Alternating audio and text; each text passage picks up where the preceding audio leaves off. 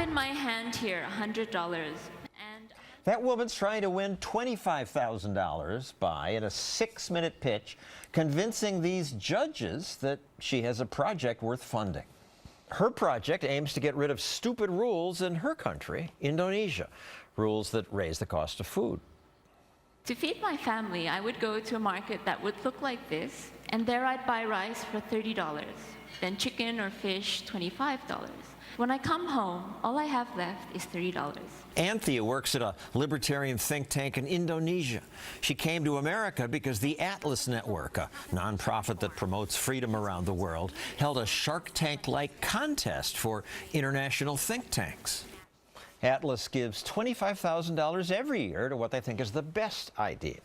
21 think tanks entered the contest. A panel of economically literate judges chose the winner. This year they chose Anthea. This is really amazing, and we really hope to use the money to really help these poor families afford more food. Why is food so expensive in Indonesia? Because Indonesia is even more of a crony-infested swamp than America. If you want to import beef to Indonesia, you would have a special license. To get that license, you would probably have to be a state-owned enterprise. And once you do get that license, you would have to wait from the president, literally, to tell you how much quota you can import.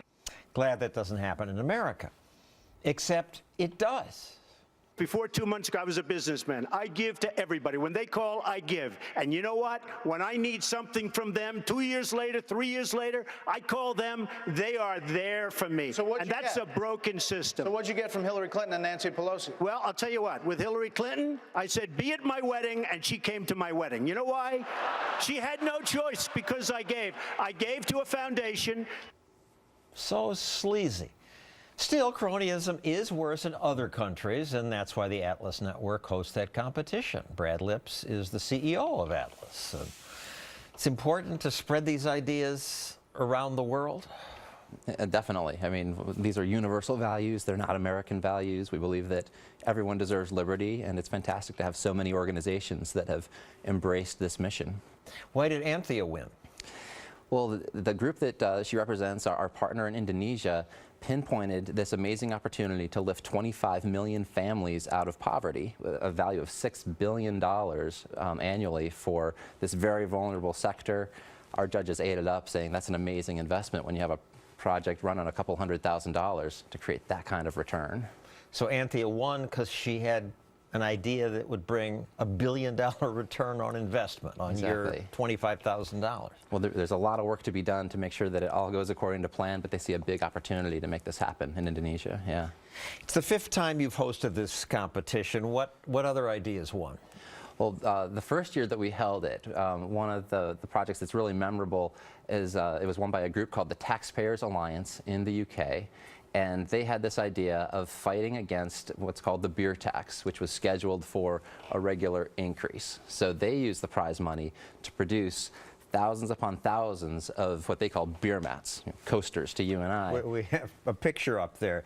Buying around, don't forget, one for the tax man. That's right. When they did the math, they realized that every time that you were in a pub buying 2 pints, the tax on it effectively meant you could have had a third, but in fact that was going to some bureaucrat. So that was able to, they created a lot of public momentum against the scheduled increase in the beer tax. It actually went down a little bit after their big campaign where they got some of the Page 6 girls in the British tabloids to come on board and amplify the message. So, a little project run on a shoestring budget that leaves more beer for British taxpayers, less money for bureaucrats. They defeated the tax.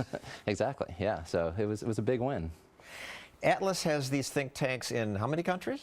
96 now, yeah. And you get a sense that liberty is winning? It's sort of a mixed bag, as you can imagine, John. So there's some places where we've seen some really exciting things come to fruition. A lot of energy among young libertarians in Brazil. They helped topple a government. So there's some good signs that things are moving in a positive direction. It doesn't always feel like the Berlin Wall is coming down, but a lot of our partners are getting rid of little regulations that prevent entrepreneurs from creating wealth, and that's how you create prosperity. So let's do it here. Thank you, Brad Lips. Next, politicians and lobbyists, they get so cozy. And here's our congresswoman right now that had breakfast with us this morning. We certainly appreciate it. Candidates always promise they'll change the culture, but they don't. They got to Washington. Something happened. I promise it's not going to happen to me.